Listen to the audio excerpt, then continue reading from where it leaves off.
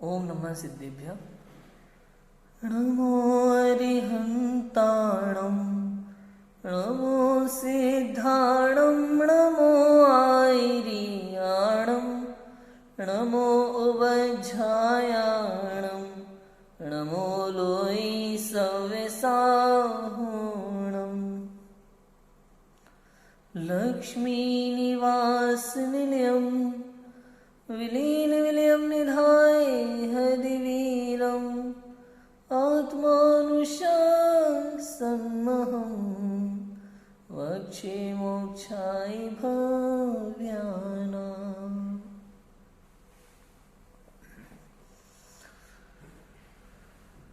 आचार्य गुणभद्र स्वामी द्वारा विरचित यह आत्मानुशासन ग्रंथ है। हमने कल 101 नंबर के श्लोक पर काफ़ी चर्चा की है।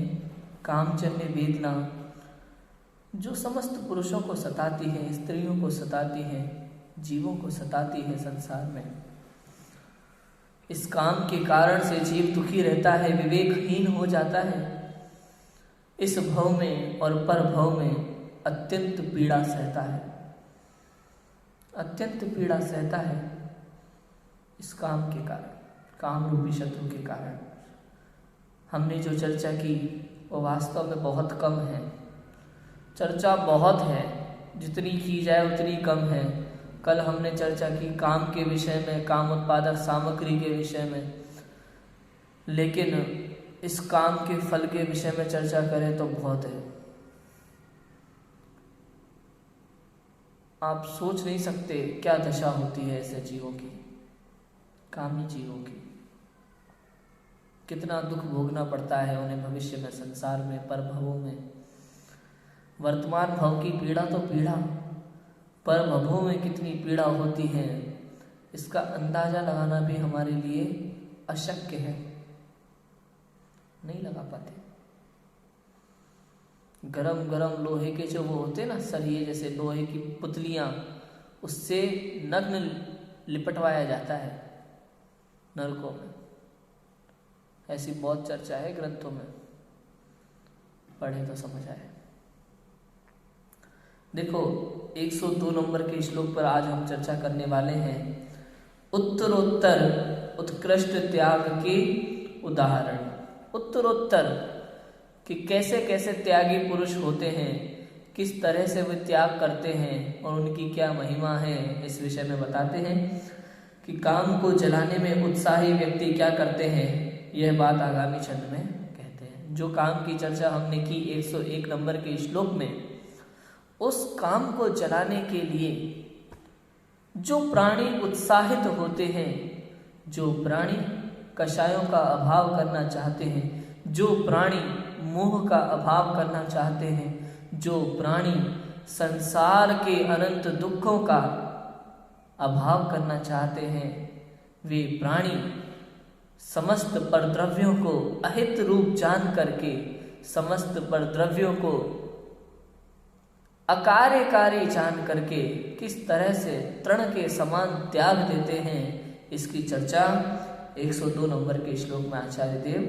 करते हैं। पढ़ते हैं, देखो। अर्थेभ्यस्तृणवद्विचिन्त्य विषया कश्चित् श्रियं दत्तवान् पापां तां वितर्पिणीं विगणयन् नादात्परस्त्यक्तवान् प्रागीवा कुशिला विमृश्य सुभगो प्यन्यो न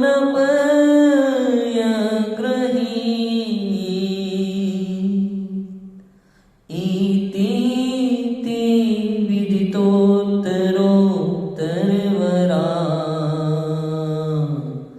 सर्वोत्तमास्त्यागिना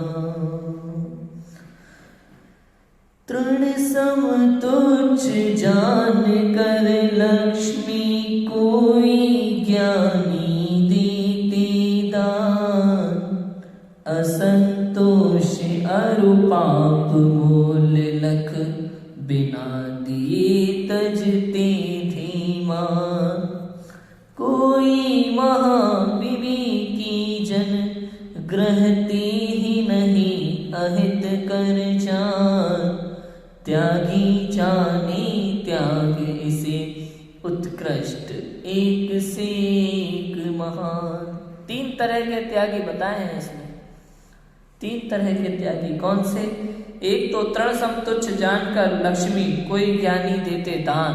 क्या करते? दान दे देते, अर्थात अपने पुत्र आदि को, उत्तराधिकारी को दे करके सब कुछ त्याग करके वनों में जाकर के दीक्षा धारण कर लेते हैं। एक तो ये।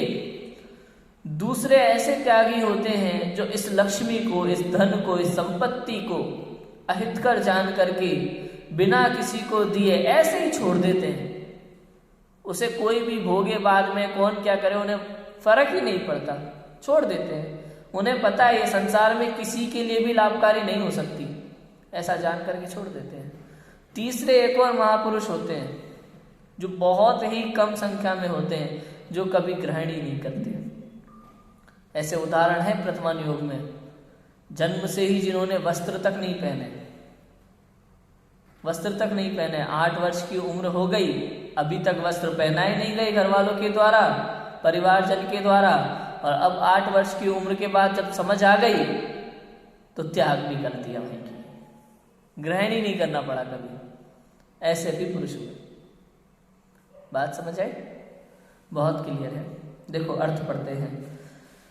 कुछ त्यागी गण विषयों को तृण के समान अकार्यकारी जानकर पुत्रादिक को या अन्य याचकों को लक्ष्मी का दान करते हैं। कुछ त्यागी गण लक्ष्मी को पाप रूप और तृप्ति न करने वाली मानकर किसी को दिए बिना ऐसे ही छोड़ देते हैं, और अन्य कोई सौभाग्यशाली त्यागीगण पहले से ही अकल्याणकारी जानकर ग्रहण ही नहीं करते। इस प्रकार इन तीनों सर्वोत्कृष्ट संपूर्ण त्यागियों को उत्तरोत्तर उत्कृष्ट जानो। उत्तरोत्तर एक के बाद एक उत्कृष्ट जानो। सिंपल है, सरल है, इसका समझाने की कोई विशेष बात है नहीं। ठीक है, चर्चा कितनी है कि भैया 3 तरह के महापुरुष होते हैं त्यागी जन। 3 तरह के त्यागी जन होते हैं। कैसे कैसे होते हैं वे त्यागी जन? कि एक तो वे जो धन को, संपत्ति को अकार्यकारी जान करके उसे अपने पुत्राधिक को सौंपकर, अपने किसी उत्तराधिक को सौंपकर उसे छोड़ देते हैं, त्याग देते हैं, वनों में जाकर दीक्षा धारण करके आत्म ध्यान करते हैं, मोक्ष मार्ग की ओर अग्रसर होते हैं। कुछ त्यागी ऐसे भी होते हैं जो किसी को दान नहीं देते, अपनी धन संपत्ति को चाहे वो कितनी ही मात्रा में क्यों ना हो ऐसे ही छोड़ देते हैं। ऐसे ही बाद में उसे कौन भोगता है, कौन क्या करता है, इससे उन्हें कोई प्रयोजन नहीं होता, कुछ फर्क नहीं पड़ता, छोड़ देते हैं वे तो उसको अकार्यकारी जानकर। उन्हें ज्ञान हो जाता है, उन्हें इस बात का भान हो जाता है कि ये लक्ष्मी सभी का अहित करने वाली है, किसी के लिए भी लाभकारी नहीं है। ये धन, ये संपत्ति किसी के लिए भी लाभकारी नहीं हो सकते। ऐसा जानकर वे त्यागी जन उसे वहीं त्याग देते हैं और वनों में जाकर के दीक्षा धारण कर लेते हैं। तीसरे एक और त्यागी पुरुष होते हैं जो कभी उस लक्ष्मी को ग्रहण ही नहीं करते, ग्रहण ही नहीं करते, बचपन से ही उसे अकार्यकारी जानने लगते हैं, धीरे धीरे सीखने लगते हैं, समझने लगते हैं। होता क्या है देखो, हमारे यहाँ सब बात बचपन के संस्कारों की है, बचपन के संस्कारों की बात है। माता बचपन से ही लोरियां सुनाती है, तू शुद्ध है, तू बुद्ध है, लोरियां सुनाती है, और वो बचपन से ही समझने लगता है स्वयं को। 8 वर्ष की उम्र से पहले सम्यक दर्शन नहीं होता मनुष्य भव में। 8 वर्ष की उम्र चाहिए स्वपर के निर्णय के लिए, भेद विज्ञान के लिए, उतनी समझ के लिए। किंतु बचपन में ही जब उसको ये सब बातें सिखाई जाती हैं, ग्रहण नहीं कराया जाता कुछ, तो बचपन से ही सब जान करके उसके त्यागी होते हैं। समझ आया ना? ऐसा होता है। तो इस प्रकार इन तीनों को सर्वोत्कृष्ट त्यागियों को उत्तरोत्तर उत्कृष्ट जानना चाहिए। देखो भावार्थ, धनादि सर्व सामग्री का त्याग करने वाले सर्वोत्कृष्ट त्यागी कहलाते हैं। उनमें जो पुत्रादि को धनादि देकर त्याग करते हैं वे भी उत्कृष्ट त्यागी हैं। जो स्वयं को किसी को दिए बिना ही धनादि का त्याग करते हैं वे उनसे भी उत्कृष्ट त्यागी हैं, क्योंकि पुत्रादि को देने वालों को तो कुछ कषायांश का उदय है, इसीलिए इस किसी को दान देने का भाव हुआ है। परंतु इन्हें तो ऐसा वैराग्य हुआ कि ये संपदा कोई भी ग्रहण करे उन्हें कुछ भी प्रयोजन नहीं। लेकिन जो धनादि का ग्रहण ही नहीं करते, कुमारावस्था में ही त्याग कर देते हैं, उनसे भी उत्कृष्ट त्यागी हैं, क्योंकि उन्होंने तो भोग कर त्याग किया, परंतु इन्हें तो ऐसा वैराग्य हुआ कि पहले से ही भोगने के परिणाम ही नहीं हुए। इस प्रकार सर्व संपदाओं के त्यागियों को अनुक्रम से उत्कृष्ट जानना चाहिए। इसका एक और अर्थ है तीसरे वाले का, क्या? कि कुमारावस्था में ही सब कुछ त्याग दिया। जैसे हमारे बाल ब्रह्मचारी हुए ना, कुछ कुमार तीर्थंकरों में भी हुए, वस्त्र तो पहने किंतु राज्य लक्ष्मी नहीं भोगी, लक्ष्मी को भोगे बिना ही उसका त्याग कर दिया, भोगने का भाव ही नहीं आया। ऐसे कुछ कुमार, ऐसे कुछ पुत्र जिन्हें राज्य, संपदा, धन, संपत्ति उसमें बचपन से ही कोई रुचि नहीं थी, कोई भोगने की अभिलाषा नहीं थी, उन्होंने पहले ही त्याग कर दिया। लक्ष्मी मिलने के पहले ही लक्ष्मी की इच्छा के बिना उसे त्याग कर दिया, इच्छा ही नहीं की उसकी। ठीक है, ऐसा। इस प्रकार सर्व संपदाओं के त्यागी को अनुक्रम से उत्कृष्ट जानना चाहिए। बहुत सरल श्लोक था 102 त्याग के विषय में। देखो, विरक्ति होने पर संपत्ति के त्याग में क्या आश्चर्य, ये बात समझाते हैं कि कोई सरागी पुरुष हो वो त्याग करे तो उसे तो लगता भी हाँ देखो त्याग किया मैंने, उसे तो अहम भी हो जाता है। किंतु जो वैराग्य हो गया, उसने त्याग किया, उसको क्या आश्चर्य, मन भर गया ना भाई, उसे पता है कुछ नहीं है, क्या आश्चर्य। सत्पुरुषों द्वारा संपत्ति पाकर छोड़ देने में कोई आश्चर्य की बात नहीं है। यह बात आगामी छंद में कहते हैं। देखो, विरज्य संपदा संतस त्यजन्ति किमिहाद्भुतम्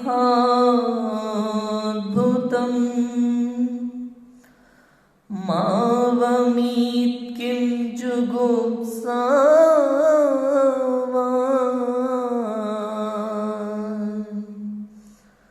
सुभुक्तिमपि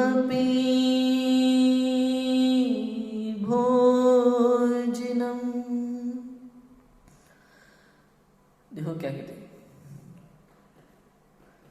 इसमें क्या आश्चर्य, कोई नर हो विरक्त संपत्ति तजते, ग्लानि भाव होने पर भक्षित भोजन जन क्या नहीं बमते। क्या लिखा है देखो, कि सत्पुरुष विरक्त होकर संपत्ति का त्याग कर देते हैं, तो इसमें क्या आश्चर्य है। क्या पुरुष ग्लानि होने पर अच्छी तरह भक्षण किए हुए भोजन का वमन नहीं करते? अभी तो अवश्य ही करते हैं। सोचो, कभी ऐसा हो संसार में कि हमने भोजन किया, हमने क्या किया, भोजन किया, रखा हुआ था घर पे, मम्मी ने बनाया था, मम्मी ने बना के कहा कि भोजन रखा है टेबल पे ले लो। अब भोजन कर लिया मतलब अभी 2-4 ग्रास खाए होंगे, थोड़ा सा भी किया होगा, खीर थी, जो भी था। अचानक से दीदी निकल के आई कमरे में से, अरे अरे भैया ये क्या कर रहे हो? क्या कर रहे हो? भोजन कर रहे हैं भैया। अरे इसमें तो छिपकली गिर गई थी इसमें तो छिपकली गिर गई थी, इसे तो मैं बाहर फेंकने जा रही थी। ओह, अब क्या करें बताओ? तो कोई बात नहीं, गिर गई थी, अब क्या करना है, खा लो, थोड़ा खाना तो खा ले, ऐसा। पर भूख बहुत तेज लग रही है, थोड़ी बहुत ज्यादा तेज भूख लग रही है, थोड़ा तो खा लो, भूखा मर जाऊंगा, मुझे बहुत तेज भूख लगी है, खाएगा क्या? अरे नहीं, बल्कि जो खाया है उसको भी वमन कर देगा, तुरंत वमन कर देगा। छिपकली गिर गई, चलो भैया कुत्ते ने पेशाब कर दिया था इस खीर में, अब खाएगा कि नहीं खाएगा? ग्लानि का भाव, मेरे भोगने योग्य नहीं है, मेरे लिए दुखदाई है, कष्टकारी है, मेरे भोगने योग्य नहीं है, ग्लानि का भाव, ऐसा जान करके त्याग देते हैं। ऐसे ही वे ज्ञानी जन, वैरागी जन, जिन्होंने ये जाना कि ये समस्त संसार के विषय मुझे दुख देने वाले हैं, संसार में परिभ्रमण कराने वाले हैं, मुझे मेरे सच्चे सुख से दूर करने वाले हैं, दुखों में डालने वाले हैं, ऐसा जानकर उन विषयों का त्याग कर देता है। मेरे लिए अकार्यकारी हैं, मेरे भोगने योग्य नहीं, वास्तव में वमन ही तो है, वमन ही तो है। सोचो सोचो, घर में पात्र में खीर रखी हुई है, उस खीर में उल्टी कर दी किसी ने, गलती से खाते खाते किसी को उल्टी आ गई, उसने कर दी उल्टी। अब बताओ, उसी में से एक चम्मच खीर लेकर के खा लोगे? वमन किया हुआ है, ग्लानि, नहीं खा सकते। 2000 का नोट दो तो भी नहीं खा सकते, 5000 10,000 दो तो भी नहीं खा सकते, ग्लानि का भाव। ऐसे ही विज्ञानी पुरुष होते हैं, उन्हें भान हो जाता है कि ये समस्त भोग, संसार के सभी विषय अनंत जीवों ने अनंत बार भोग करके उल्टी कर दिए, अनंत बार भोग करके छोड़ दिया है इन विषयों को, पदार्थों को। अब ये मेरे ग्रहण करने योग्य नहीं, ऐसा जान करके छोड़ देते हैं। और फिर लिखते हैं, क्या पुरुष ग्लानि होने पर अच्छी तरह भक्षण किए हुए भोजन का वमन नहीं करते? अपितु अवश्य ही करते हैं। तो वैरागी जन यदि त्याग कर देते हैं विषयों का, तो इसमें क्या आश्चर्य, क्या आश्चर्य। भावार्थ देखो, राग रहते हुए त्याग करने पर दुख होता ही है, और दुख सहना कठिन है। इसलिए यदि सरागी पुरुष त्याग करे तो अवश्य ही आश्चर्य की बात है, परंतु वैराग्य होने पर त्याग करने में कुछ दुख नहीं होता, सुख ही होता है, और सुख कौन नहीं चाहता। इसलिए वैरागी पुरुष त्याग करे तो कुछ भी आश्चर्य नहीं। जिस प्रकार भोजन करने के पश्चात किसी पुरुष को ऐसी ग्लानि हो जाए कि भोजन से मेरे प्राण चले जाएंगे, तब वह प्रयत्न करके भी भोजन का वमन कर देता है, उसी प्रकार सहज उपलब्ध विषयों के सेवन से मेरा भी बुरा होगा, ऐसा जानकर उदासीनता होने पर विरक्त जीव उपाय करके भी उनका त्याग करता है। इसमें कुछ आश्चर्य नहीं। समझ आया? क्लियर है? देखो, लक्ष्मी का त्याग होने पर विभिन्न परिणाम वाले त्यागी, लक्ष्मी का त्याग होने पर जिस तरीके के परिणाम होते हैं अलग अलग तरह के, उन त्यागियों की बात करते हैं कि लक्ष्मी का त्याग करने वाले जीवों के परिणाम कैसे कैसे होते हैं। ये बात आगामी छंद में कहते हैं, हम पढ़ते हैं। देखो, श्रियं त्यजन् जडः शोकं विस्मयं सात्विकः सता करोति तत्त्वविच्छेत्रम्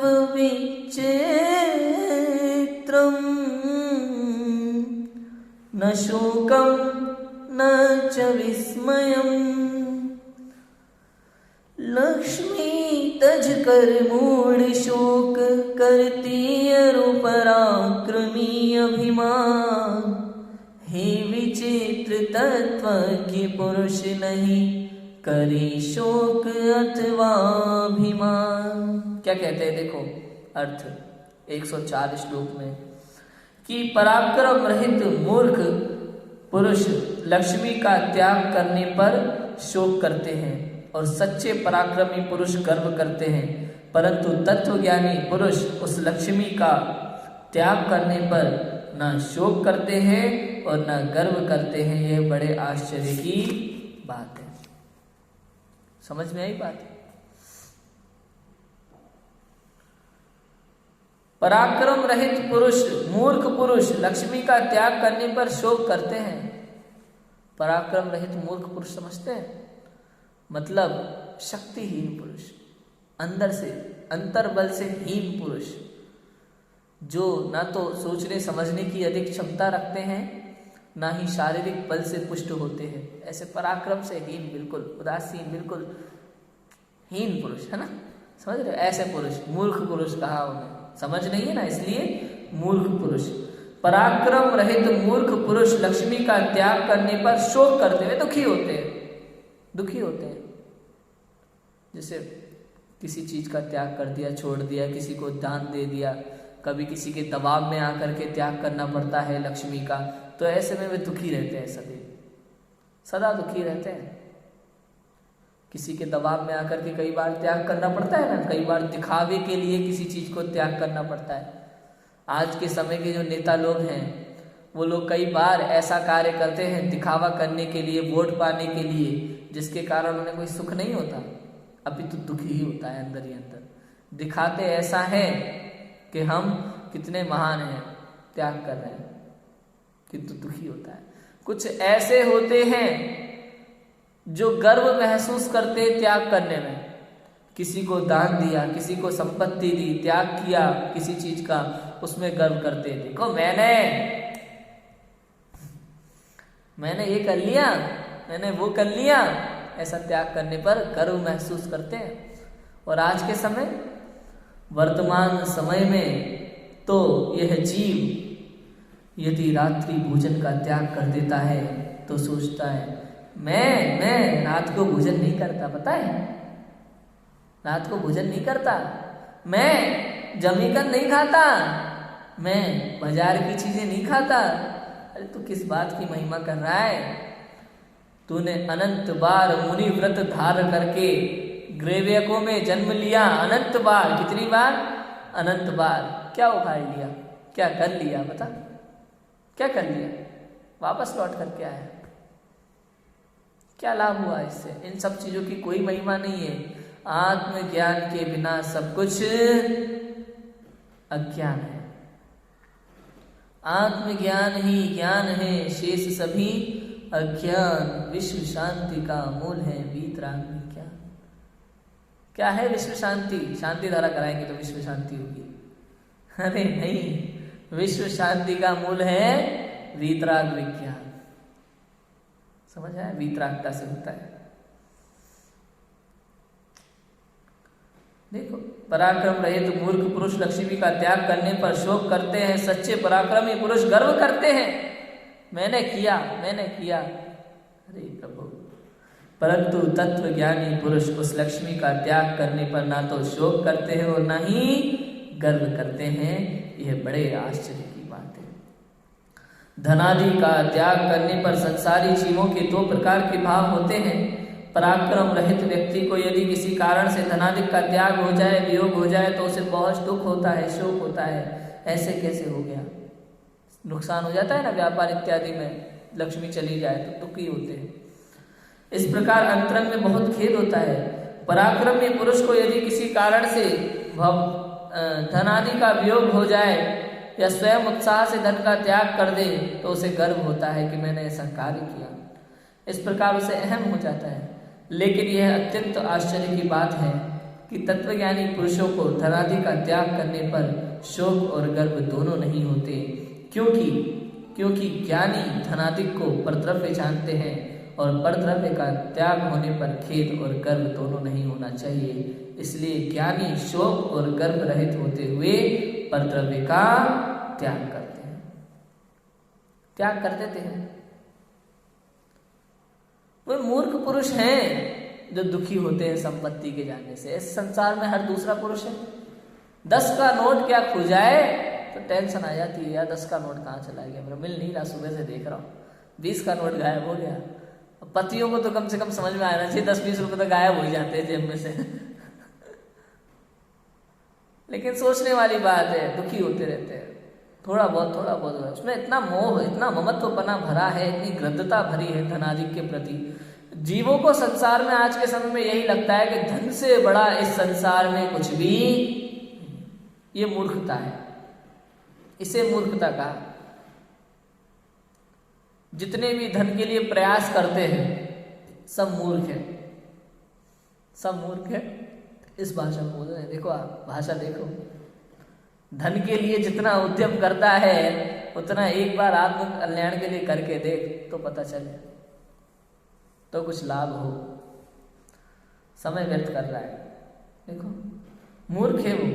और जो उत्साह से धन का त्याग करे, पराक्रमी, सच्चा पराक्रमी पुरुष हो, उसे अहम हो जाता है। देखो मैंने मैंने मैंने किया, ये अहम है। किंतु जो तत्वज्ञानी पुरुष है, जो जानते हैं कि समस्त संसार पर द्रव्य है, ये ना तो मैं हूं ना ही ये मेरा है, ऐसे ऐसे एकत्व, ममत्व, कर्तत्व, भोक्तत्व चारों मिथ्या बुद्धियों का त्याग करते हैं, वे वास्तव में सच्चे त्यागी पुरुष होते हैं। वे सच्चे त्यागी पुरुष होते हैं। लक्ष्मी का त्याग कर देते हैं, ना उन्हें शोक होता है ना ही उन्हें गर्व होता है, वे तो सहज रहते हैं। सोचो, आप देखो, आप किसी सेठ की दुकान पे नौकरी करते हैं, आप जानते हैं ये धन मेरा नहीं है, लाभ होता है हानि होता है, कुछ फर्क पड़ता है ज़्यादा?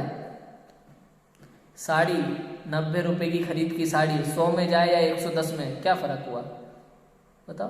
फर्क पड़ता है? 80 में भी चली जाए तो क्या फर्क पड़ता है? नहीं, करना पड़ता है। पता है साड़ी की दुकानों में व्यापार में क्या होता है?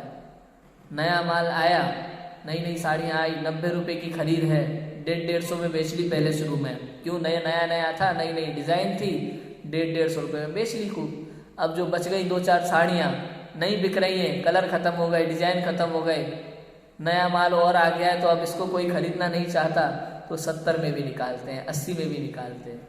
तो घाटा हो रहा है, कहने को तो आएगा घाटा हो रहा है, लेकिन पहले का कमा लिया वो क्या हुआ? तो ऐसा होता है। लेकिन लाभ हानि से जो भी है वो सेठ को फर्क पड़ता है, नौकर को फर्क पड़ता नहीं, क्योंकि वो जानता है ये मेरा माल नहीं है। उसे तो महीने टू महीने सैलरी मिलेगी ही मिलेगी, चाहे वो 70 में जाए चाहे 150 में, कोई फर्क नहीं पड़ता। ऐसे ही तत्वज्ञानी पुरुष जानते हैं कि ये पर द्रव्य में मेरा कुछ भी नहीं है, ना तो मेरा कुछ हित कर सकते हैं ना ही अहित कर सकते हैं, मैं इनसे सदैव भिन्न हूँ। और ऐसा जान करके स्वयं को इनसे भिन्न अनुभव करते हैं, यही वास्तव में त्याग है, यही उत्कृष्ट त्याग है। फिर वो शोक या गर्व से सहित नहीं होते। समझ आया? क्लियर है? 3 श्लोकों पर हमने बात की आज। देखो कल 105 नंबर के श्लोक पर चर्चा करेंगे हम कि शरीर से मोह त्याग की प्रेरणा। अभी हमने जो बात की वो 9 कर्म के संबंध में बात की। कल भी शरीर आएगा, 9 कर्म है शरीर भी, किंतु शरीर से मोह त्याग की प्रेरणा, ये भाव कर्म है। तो मोह त्याग, राग त्याग, आगे और बातें आएंगी जिसकी चर्चा हम कल करेंगे। अभी की बात को विराम देते हैं। ओम नमः शिवाय।